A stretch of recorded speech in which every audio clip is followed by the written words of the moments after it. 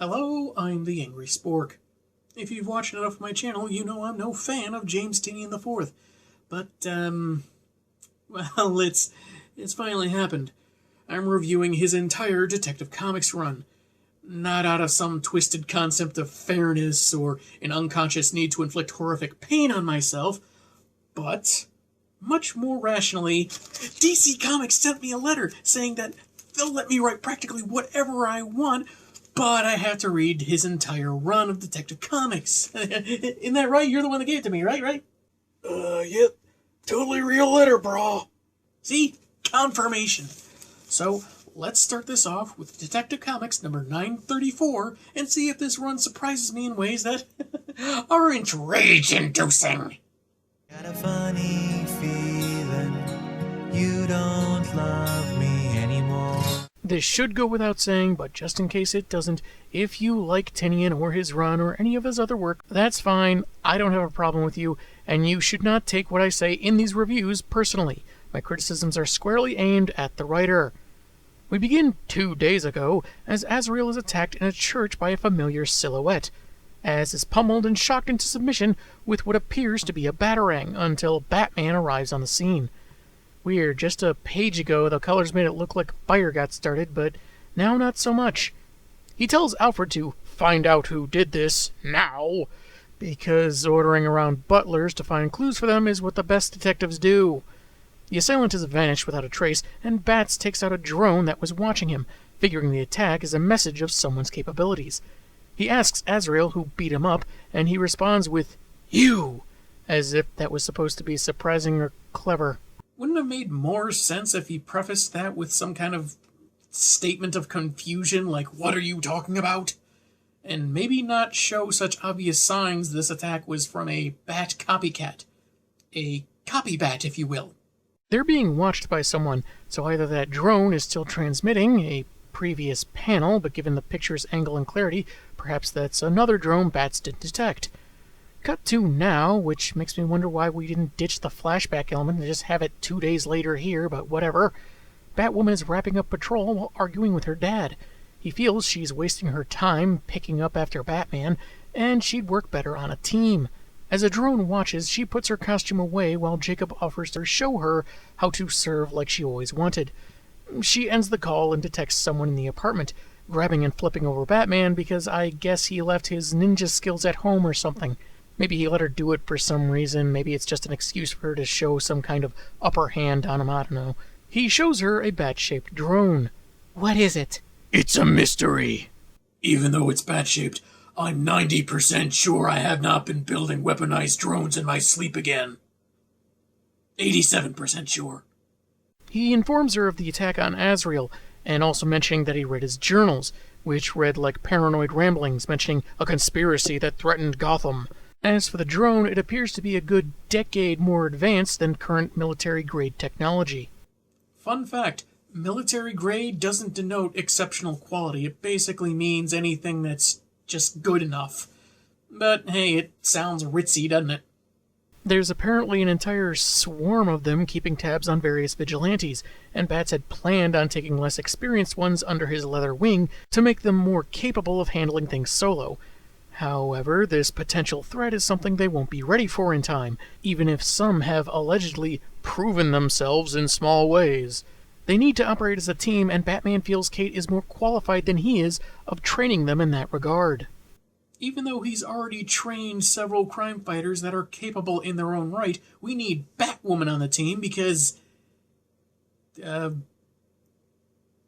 grass is green, I don't know. He unmasks as a sign of trust, and Kate has apparently known for over a year, waiting for him to admit it. How does she know? They're cousins! Yeah, I'm sure that's a good reason, and not that Tynion couldn't think of a reason until later. Anyway, their first recruit is, spoiler alert, seen interrupting the plans of some penguin goons using hacking skills she suddenly has because shut up. Bruce narrates her backstory, how she tried to stop her genius dad Cluemaster from destabilizing Gotham, but he leaves out the part where she more or less failed because terrible writing left her incompetent and petty. She was trained by Catwoman, in that title I believe, was raised by two verifiable geniuses, because Steph's mom is a genius too? What? Since when? Ugh. Also, she's determined but unrefined. Every time an obstacle is put in front of her, she turns it on its head. And never the way you'd expect. This may have been true of Stephanie pre-Flashpoint, but Tinian's writing of her does not show this consistently enough to be her primary trait. He's just saying it's back in play now because that's simply easier than putting in the work that the writers before him did. Not exactly sure when Batman made the mistake of underestimating her, considering they've barely interacted, but whatever. Red Robin pops in to help fight the goons, and will be Kate's lieutenant on the team. They argue a bit about her going after A-list villains, and she doesn't like his condescending tone, even though it's a valid concern considering how new she is, and she threatens to lock him out of his computer systems again, because Tim is so great with tech, anyone can show him up. As they're watched by an evil drone, Drake mentions a letter, but no time to celebrate or elaborate as their Bat mentors have arrived. Then we go to Orphan fighting human traffickers, Batman narrating, and despite Rebirth's claim of trying to make things better, it's still the incalculably stupid version. But she fight good and has mask stitches to give a false equivalence to the era that was written well, so we're supposed to like it. Moving on. We go to a movie theater, its patrons evacuating because Clayface scared them for being too loud. He broke out of Arkham just to see the film Metamorphosis, because he starred in it before he changed. Might have gotten an Oscar for it, too. See? The movie's called Metamorphosis. You know, the thing Clayface does all the time, being a shapeshifter and all. And he's an actor who'd change himself for roles. Get it? Do you get it? Isn't that so clever and smart and deep and meaningful? Batwoman's worked with him before, apparently, no editor's caption to clarify, and Carlo's willing to leave without a fight when the movie's over. However, despite Kate's protestations, Batman thinks Basil can and wants to change for the better. That, at his core, he's no different than he was before his accident. Just ignore his history of causing chaos and violence, and who knows what else. He should totally join the team without safeguards or contingencies. He's just got to promise to follow orders. Surely, if they make Gothamites understand that they made the longtime supercriminal Pinky swear not to be evil anymore, it'll put them all at ease. Later, everyone's gathered at the Bat Signal and told they have targets on their backs. Well, not Clayface, since he was never an ally or a hero. And Kate says they've earned Batman's trust, but not hers. Again, not Clayface, because Bats just suddenly trusts him for no reason.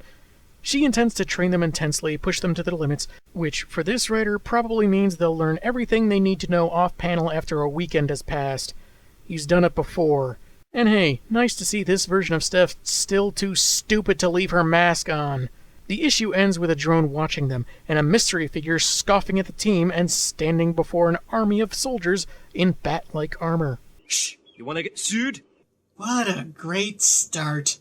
In the setup to yet another secret organization threatening Batman and Gotham, we have normally smart people being incredibly stupid, an alliance with little to no foundation, praising characters for things that happened before they were reinvented, and a clear committal to terrible versions of said characters while still trying to coast on what better scribes had done before.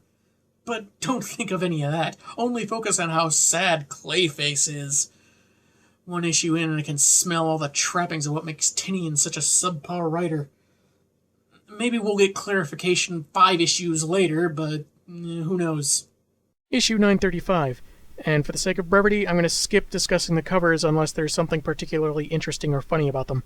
We start off with Gotham destroyed, its protectors exhausted, panicking rando in a black jumpsuit wondering why he agreed to this, and an army of jokers because he hasn't been oversaturated in comics enough. It's a simulation that Batwoman refuses to end, so Tim overrides her. They're in the Mud Room, which is kind of like the X-Men's Danger Room, but instead of holograms, they use excess Clayface material integrated somehow into a fight terminal, with attacks programmed to give Batman a hard time. Oh, and that regular dude? That's Clayface using a pair of gauntlets that shut off his powers. Which I guess they must have just whipped up on the fly in between issues. Otherwise, they've had this technology the whole time and never thought to, use them to keep him from breaking out of Arkham or possibly as a means of rehabilitating him sooner. The purpose of the 3-hour simulation was so Kate could push them beyond exhaustion, see where they needed to improve. And I have no idea why she looks painted in this shot. Spoiler alert uses too much energy for techniques she's not built for. Cassino knows how good a fighter she is and is getting distracted battling for others, and Basil needs to know how to rumble without his powers because, much like the writer, he lacks fundamentals. We get a splash page of the main room of the Belfry, a bat cave in the heart of Gotham, equipped with a supercomputer network Tim's already put online. They can respond to emergencies better than the GCPD. But can we trust its efficiency? After all, apparently anyone is better with computers than Tim. They want to get to work helping people, but Batman doesn't want them out there if they aren't ready for whoever sent those drones. Kate takes off, and Basil asks if he can use these power dampeners for auditions, since without them he can't maintain human form for very long. Tim, for some reason painted like Batwoman earlier, says it's fine. Picture it. The team is beset by enemy forces. Clayface is the only one who could save them, but he's too busy with opening night at a community theater's updated take on Death of a Salesman. Tim tries to talk to Bruce about the team being taken off the field, but it doesn't go anywhere except Azrael's hideout, where he's being taken care of by a much younger than usual Leslie Tompkins. Az wakes up briefly. Nice detailing on the injuries, by the way. Only to say that something called the Colony thinks they're fighting a war and are going to do something unforgivable. I can assure you, Tinian already beat them to that last part. So if he was apparently aware of his attackers, why did he claim Batman attacked him? Oh, whatever. They'll need to do some digging on the Colony, and Tim asks Bruce why he has this new suit and new mission. Well, as for the suit, it'll remind longtime readers of your original Robin costume in the hopes that nostalgia will mask the terrible writing you're currently portrayed in. Same with Cassino's new mask. Tim, apparently, kept himself at a distance and didn't consider himself a Robin, but he was always a Robin to the Dark Knight and needn't pull away anymore. I'm sure it has to do with his stupid new origin, so I don't care. Also, he's painted again, looking sad because he didn't tell Bruce something. As we see on this 2-page spread that borders on obnoxious, while he's undressing in front of Stephanie, it turns out Tim got a genius grant from Ivy University, which could help him do a lot of good for the world. Cassino interrupts. She has her own place, but she doesn't seem to spend much time there, mostly crashing at Steph's or Harper's apartments, depending on where she's crime-fighting that night. Allegedly. But she takes off when she realizes Steph needs time alone with her boyfriend. Stephanie suggests Tim really figure out whether he's happiest in the superhero life and not let fear or some debt to Batman make that decision. And it's heavily implied they proceed with the horizontal mambo. Some people seem to think Tinian is some kind of emotional writer, including Tinian himself, but this just feels hollow. It seems clear nothing from before the 2011 reboot is in play among these characters. It feels like Tinian wants to play on people's memories and not formally establish or build anything. Cassino and that wretched origin are in place of a much better Cassandra Cain. That parasite Harper Rose still exists, and Tim and Steph, who've only had a handful of interactions before this, are suddenly dating, intimate, because, again, nostalgia. But also it just seems expected that they have sex, because if they didn't, I don't know, the world would explode or something. There's no heart, no edifice, so them being together means nothing except for a cheap writer to play out some fan fiction he had years before. But hey, Cassino smiled in one panel, so it's just as good as before, right? Ugh. On another 2-page spread, Kate's dad is getting ready for a big special meeting. He doesn't approve of her accepting Batman's offer, and recalls how his dad didn't like Martha dating Thomas Wayne, and no one's ever gone the Romeo and Juliet route before. That makes Batman's dead parents so much more interesting. No, it doesn't. Deriding Batsy's lone war on crime, Jacob wishes Kate would join him, but she leaves in a huff. Batman is driving through Gotham, telling Alfred to check all the military databases they have access to for anything on the colony, when the butler asks if he's told her yet, and that he'd intended to bring her in fully, not just keep an eye on her, talking about Batwoman even though they're playing the pronoun game and not specifying. Bats wants to wait because Batman, and notices that his sensors claim he's alone on the road, but the vehicles that strongly resemble the Tumbler from Batman Begins trying to play real-life Mario Kart kinda suggests otherwise. Wait a minute. This is just a decal that came with the new screen. Also, why does he need voice command for his brakes? Is his foot so busy that he can't press a pedal? It's beginning to look a lot like Arkham Knight, because seriously, those suits are clearly taken from that video game, where enemy vehicles appear and someone fires an electrical weapon that causes an explosion. Leaving his car, he's confronted by 50 soldiers with orders to bring him in, and Bats goes on the offensive. Issue 936 has Kate in a bar, fucking with her former girlfriend, Renee Montoya.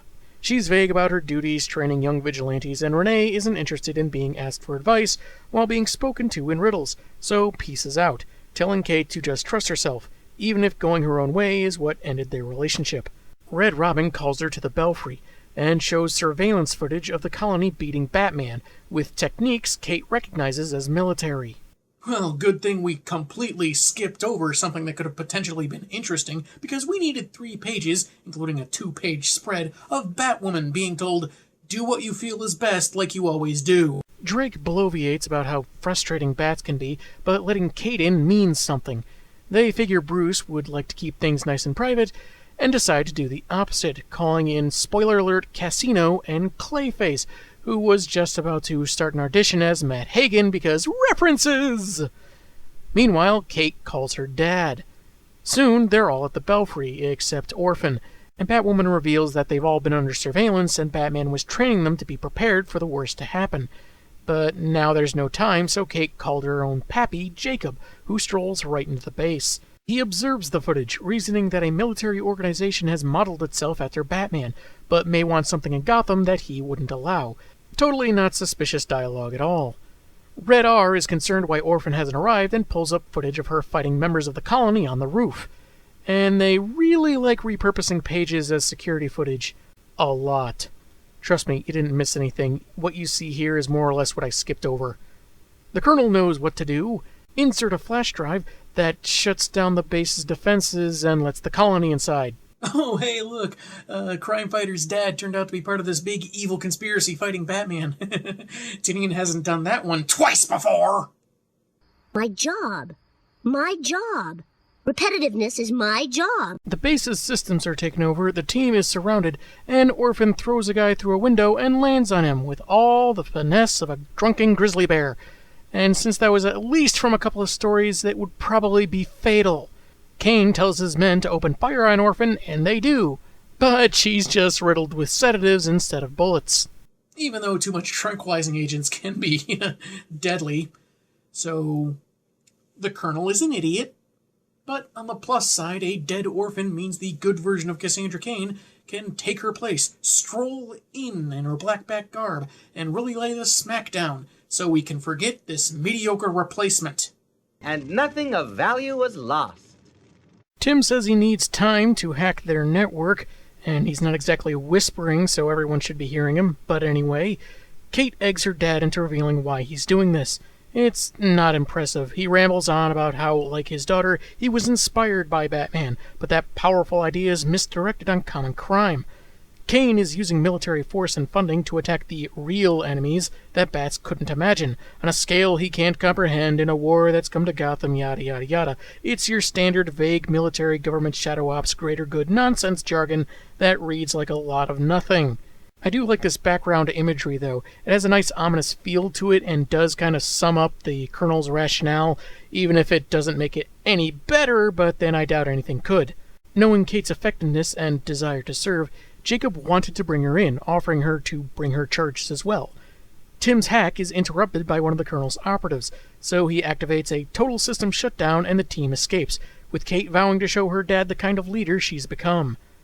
Jacob decides not to pursue, since they need to crack the back computer systems for their plans, and the issue ends with him certain his daughter will eventually come to their side. We skip Batman fighting troops trained to defeat him. They tease Casino's fight and show absolutely none of it. Then she gets hit by Tranks, even though we've seen the good version of Cassandra dodge bullets. Teases and lies about Orphan being the same as my favorite Batgirl. Trademark Tinian. Issue 937 begins with Batman strung up behind an energy field, while his utility belt is itemized by colony goons. He wakes up with his mask on because removing it would apparently erase his suit's computer, and the General wants to wait until they can retrieve the data. They detect something in his tooth, and for some reason drop the energy bars and demand that he open his mouth. So Bat spits out the dummy tooth, which creates a smokescreen. It's all very boring, and those soldiers are very stupid. He takes them out and lurks around before stumbling upon the heart of the cave, not unlike his own lair. Lots of gadgets and vehicles, but with a few different trimmings like a hanging American flag and a statue of the Earth with a bat perched on it. Their butler must have his hands full cleaning this whole place by himself. Tim's escape chute has dropped the team where they can't be followed and says the colony can't hack into the systems he built. But again, a dubious claim that falls very flat given how many people have already shown him up in Tinian's writing. Using robots, because of course robots, he's renovated the hub of a 19th century subway system that turned out to be too narrow for use, that the team could theoretically use to get it across Gotham in seconds via bullet pods launched like a railgun, though he needs to fine-tune the braking system. Why bother? The writer is in need of more than just fine-tuning, but that hasn't stopped him, unfortunately. Batwoman wants Double R and the others to hide while she deals with her father, but since that'd play right into the Colonel's hands, Tim reveals he counter-hacked his way into the colony's network for a few milliseconds, which doesn't need a hyphen, I should note, but whatever, and found their location. They took down Batman. They broke into our base. Yes, saying what everyone already knows adds so much to the scene. Bats is in a server room at the desk of someone with a Dark Knight Returns poster, because references, and notices maps relating to something called LOS, and their many, many sleeper cells in Gotham. A young man walks in and Bat starts interrogating, wanting to know everything about the colony. After a long-winded admission that he'd never beat him in a fight, he introduces himself as Ulysses Hadrian Armstrong, who, get this, is a teenaged hacker genius. It seems like Tinian thinks all it takes to write super genius hackers is to mention general computer stuff they did at a young age and talk about liking technology a whole lot. It's like Unikitty trying to pass as a business cat in the Lego movie. Business. Numbers. Is this working? Yes. Yay! Except she was more convincing. Having spent years reverse engineering any bat tech he could get, Ulysses was recruited by the colony at 14. When Bats entered his room, scanners thoroughly analyzed his tech, which is supposed to be threatening or something, but just sounds dull. As to why the colony is even a thing, it's because when Riddler took over Gotham, apparently the largest city in the country, which I don't recall ever being a thing, but whatever, Bats stopped Nigma when the army couldn't. A guy like that could easily take out a terrorist cell, and of course, there's what an army of people like that could do to protect American interests. Hacker Boy shows 2-year-old footage of a raid where colony soldiers took out some terrorists with a bomb, resulting in a few dozen deaths. One operation of many. His Bat Eye drones, ripped off of Red Robin's designs, have recorded Batman's activity for years, acting as training material, and an algorithm feeds commands into soldiers' helmets so they know what moves to use. Still haven't gotten the angsty brooding down, and a few of our guys have tried gliding even though we don't use cape, but otherwise, it's going pretty smoothly. He tries pulling a gun, but Bats' cowl has X-ray vision, because why would he have things like instinct to rely on for such an obvious move? Before he can take Ulysses into custody, he's approached by more soldiers, thrown out a window, and confronted by his uncle. They can be familiar, since the troops' helmets are on static and can't hear what they say. Convenient! And feeling a little contrived. Bruce isn't surprised, having suspected the Colonel when he noticed that for all the drones tracking Capes in Gotham, even more were focused on Kate. And it seemed to play a little bit of a part in Bruce's choice to make her a kind of drill sergeant himself. Jacob, of course, intends his daughter to take command in the fight against the League of Shadows, a group capable of destroying entire nations, hiding their attacks in the shadows of others. Batman, however, claims the group is a myth created by Ra's al Ghul so he can scare some loyalty into his League of Assassins. Either way, it feels like maybe they could have come up with a more distinct name than the League of Shadows, but this writer isn't particularly imaginative. The shadows are hiding everywhere, on a scale Bruce can't imagine, blah blah blah. He intends to kill Pointy Ears now and have Kate and the others join willingly, but that's when Batwoman and the team attack on a splash page to end the issue.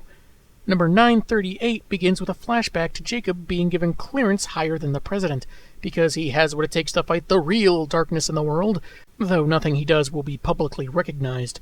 He's handed a dossier on the League of Shadows that also includes some Court of Owls information, apparently, when his pager goes off, and he's later seen at a cemetery.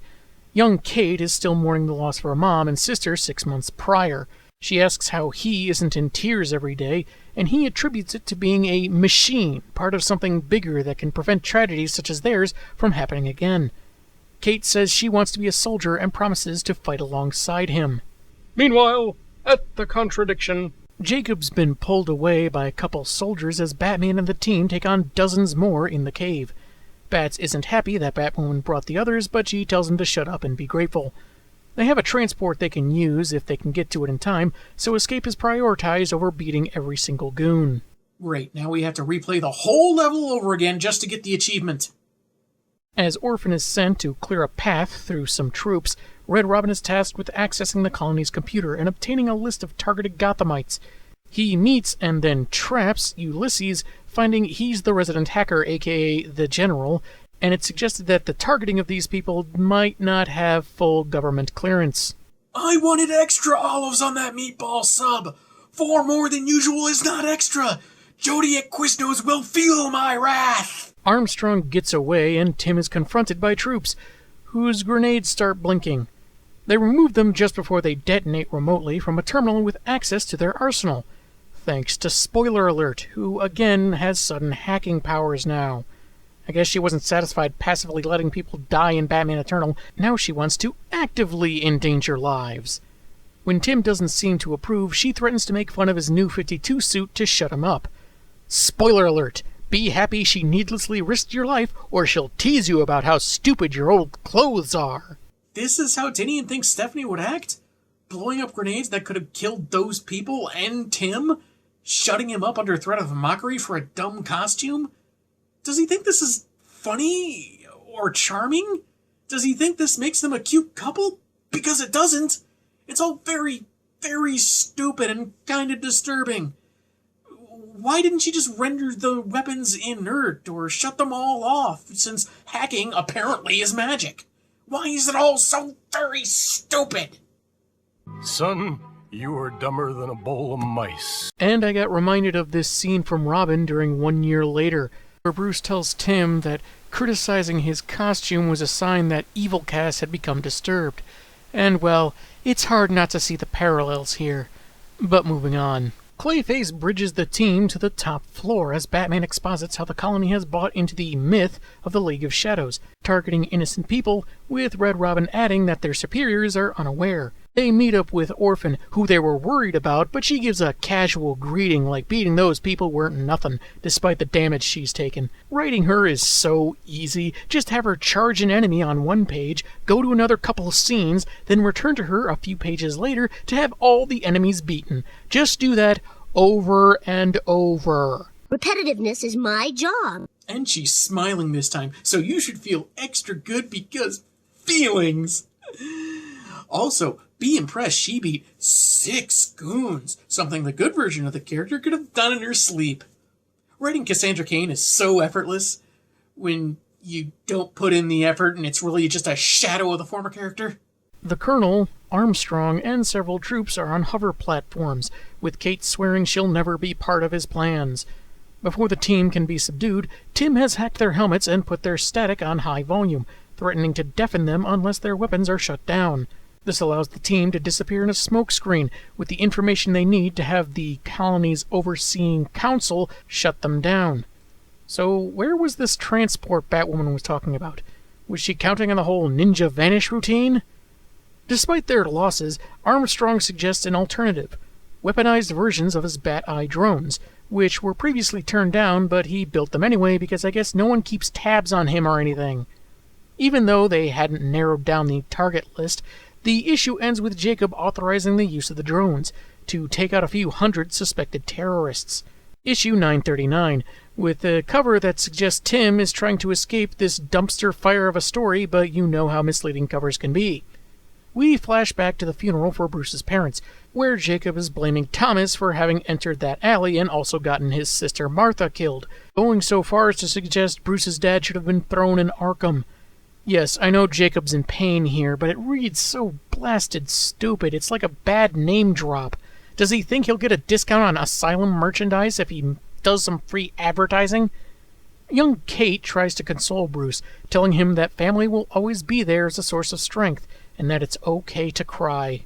In a Tinian story, crying is mandatory. When someone you love dies, if you have a difficult decision to make, stubbing your toe, looking at a bird, McDonald's forgetting your sweet and sour sauce. Our protagonists have taken back the Belfry, goons captured and headed for holding cells, so no one need call in Superman like Alfred was thinking. But Bats does have him prepare the Black Line. Tim shows off how spiffy the base is, like replacement windows to heal itself, and Clayface asks if he designed such a fancy place, why is he in the superhero game at all?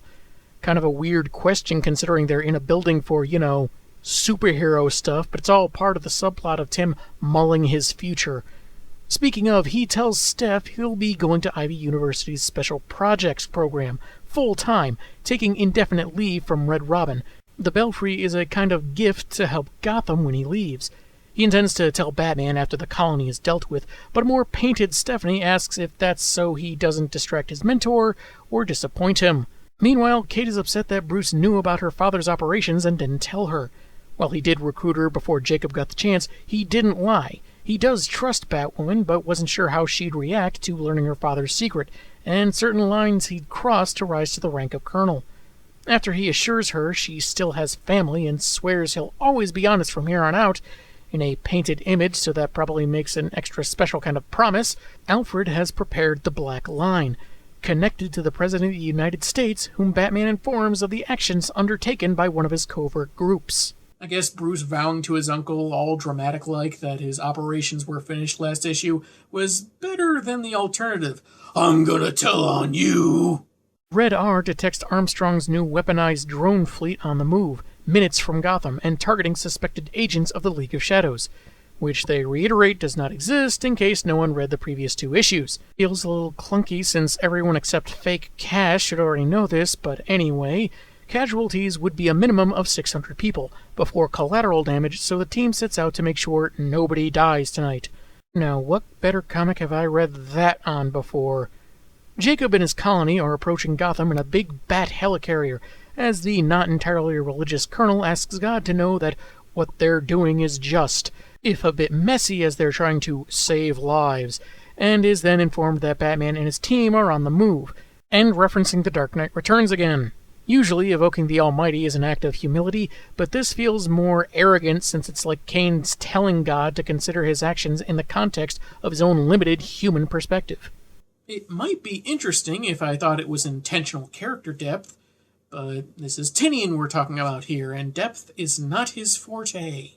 Evacuations of the targeted buildings are underway, with Clayface trying to be Batman, and for an actor allegedly considered Oscar-worthy, doing a terrible job of it, so he opts to scare them out. Orphan options to pull a fire alarm, and we get this panel of a guy in a hat with black eyes, likely meant to be significant later.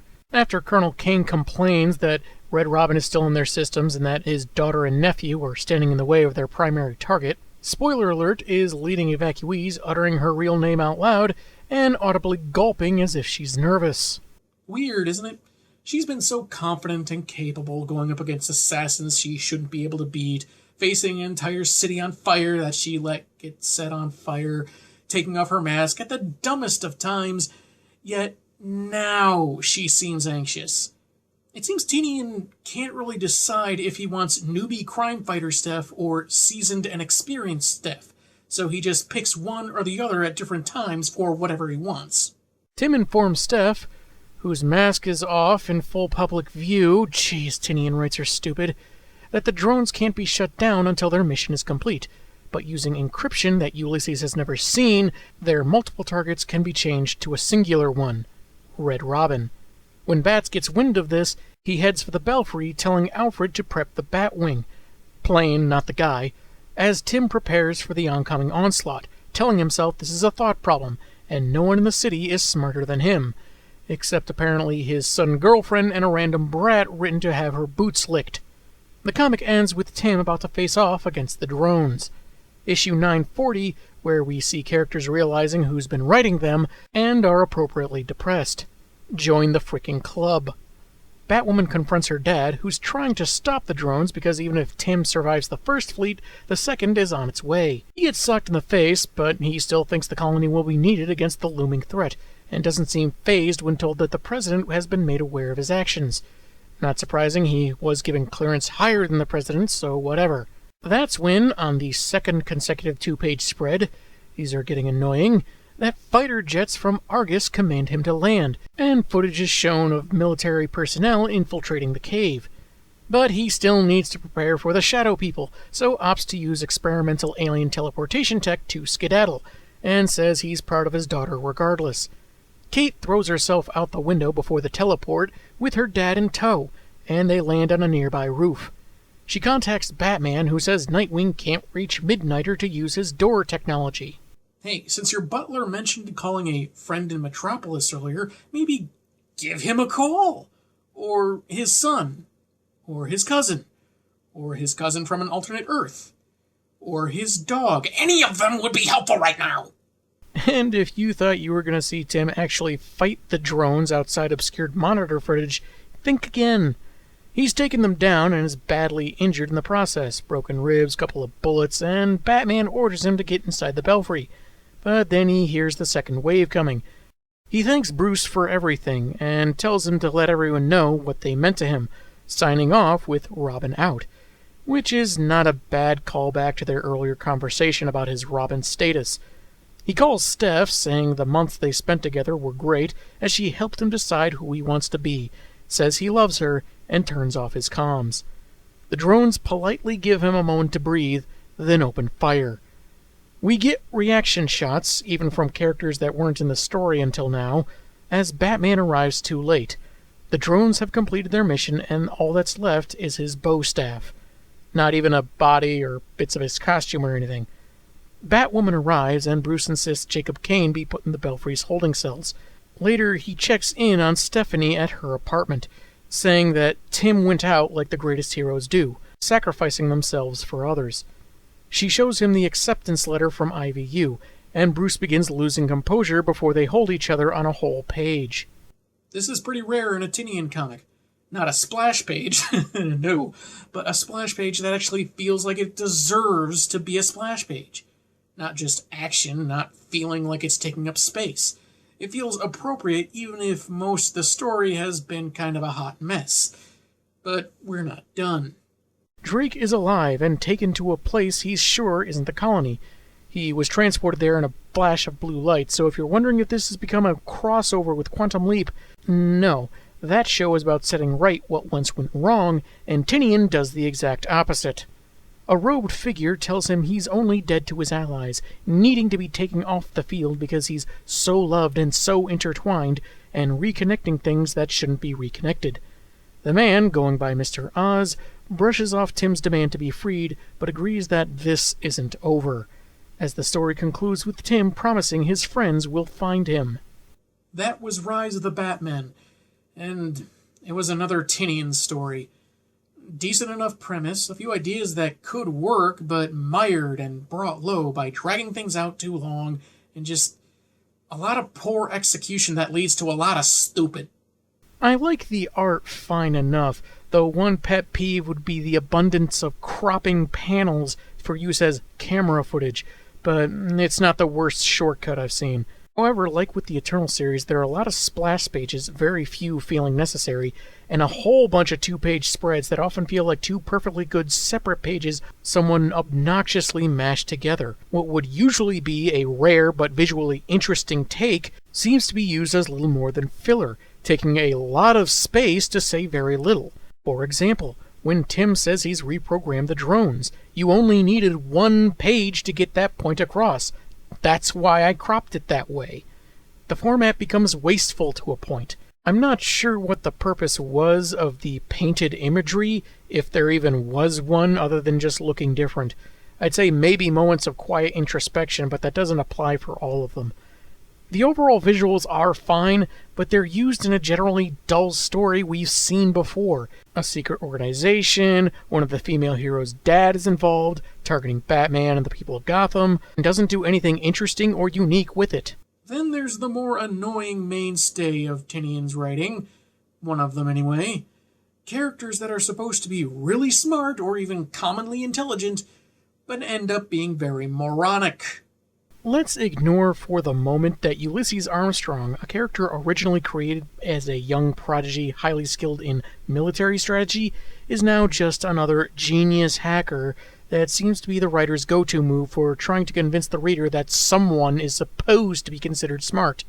Ignore it for now, but remember it later. Batman never seems to question or point out how this new group has Bat-themed gear. It's never really addressed by anyone, which you'd think would have been at least brought up before Jacob's revelation. But that's not the stupidest thing by far. No, it's that Mr. Smarty Bat never considered finding a way to track or disable the drones around Gotham. So what if the tech is supposedly advanced? He deals with that stuff all the time. When one of his wards is in danger, he doesn't think to call any of his super buddies that could help. He keeps saying the League of Shadows is a myth told by Ra's al Ghul, but we've seen the Court of Owls, Cluemaster's group, Mother, just to name a few cabals that have taken Batman by surprise. Shouldn't we be learning something? Claims that the League of Shadows doesn't exist feel empty when he doesn't mention having done any investigation to reach such a conclusion. But hey, why have deduction from the world's greatest detective in Detective Comics? That's just nutty. Continuing the brainy until they need to be brainless train, we have Stephanie, who's suddenly a hacker, alleged to be smart and raised by two geniuses, something never backed up.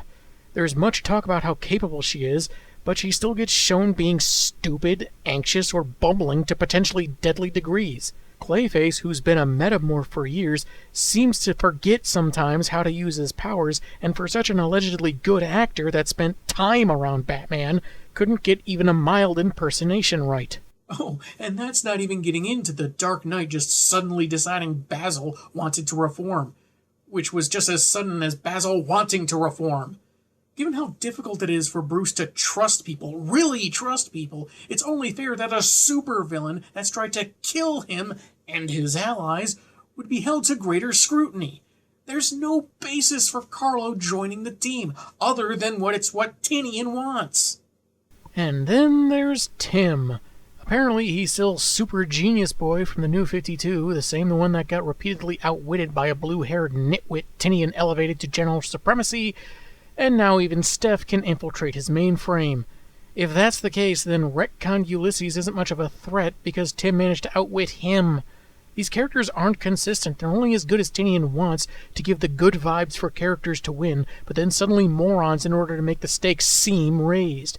And as for his noble sacrifice, it feels a lot less noble considering how pointlessly stupid it was. Not Jonathan Kent letting himself die in a tornado stupid, but pretty close. Couldn't Tim have changed the drone's targets to a few pigeons or rats, maybe an abandoned building or a statue that could be rebuilt? But hey, let's say that he had to pick a human target. Let's go one further and say he picked himself on pure instinct without thinking.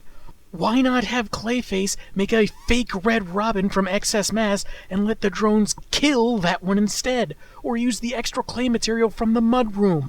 Or maybe a standard electromagnetic pulse could have disabled the drones. The tools are right there to outwit the villains and avoid a stupid death fake-out, but Tinian had to make everyone freaking cry to pretend he's an emotional writer. Which brings us to what I think is probably why Tinian has gained as much popularity as he has, but is also his biggest problem.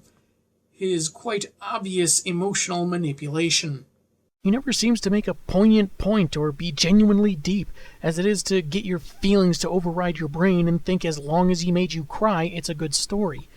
All the problems don't exist because you briefly felt something.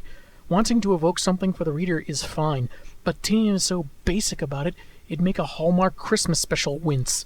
He abruptly has Tim and Steph in a relationship and expects people to have as much investment in it as the one that took years to develop into something worth following, trying to make a shortcut to pre-Flashpoint elements without putting in the work, which goes beyond this one example, but that's for another time. Tim's also making big decisions about his future, his whole life ahead of him, then he dies, so everyone is extra sad. Tinian had to remind us for the billionth time that Bruce's parents were shot and added more people to be sad with Batwoman being his cousin. And on that note, the Waynes and Kanes hated each other for generations, but Thomas and Martha found love anyways, because that's never been done before. The only solace I can take, and that's not much, is that he didn't really do anything with his little Cassandra Cain stand-in, so didn't ruin that character further by proxy. But he's keeping the trash-tastic origin he set up, so he's not exactly making things better. Anything genuine in this book is lost to layers of subpar construction and redundancy of stories and elements that Tinian didn't even get right the first time. How anyone read this and thought it was a sign of improvement, or in any way indicative of better pre-reboot eras, is genuinely beyond me. I'm the Angry Spork, and what have I gotten myself into?